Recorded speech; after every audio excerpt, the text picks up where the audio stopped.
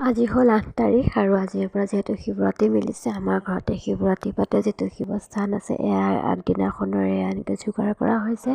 আৰু আগদিনাখন মানে 8 তাৰিখে এখন ভাওনা আছিলে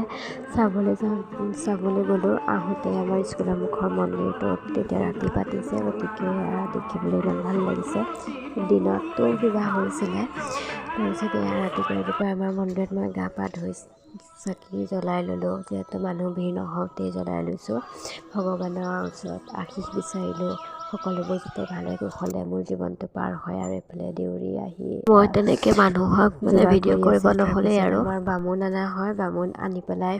পূজা আৰু হোম কৰা হয় আমাৰ ঘৰখনৰ হৈ কৰা হয় আৰু সেই হোম আৰু পূজাত দাদা বহে আৰু বিশেষকৈ আমাৰ দুটা হৈ পতা হয় ওচৰৰ মানুহখিনিয়ে যিহেতু দান দক্ষিণা দিয়ে সেয়াও লোৱা হয় আৰু যিহেতু ভগৱানৰ ওচৰত দিয়ে ন তাৰপিছত মই হোমৰ ওচৰতে বহি হোমৰ ওচৰত মানে ইটো সিটো লাগি থকা হয় দাদা যিহেতু উঠি আহিব নোৱাৰে গতিকে মই তাতে তাৰপিছত প্ৰসাদ হ'ল আৰু ওচৰৰ মানুহে মানে ক্ষীৰ দিলে গতিকে সেয়াও আয়োজন কৰা হ'ল আৰু এয়া হোমৰ এইবোৰ ঠিক ঠাক কৰা হৈছে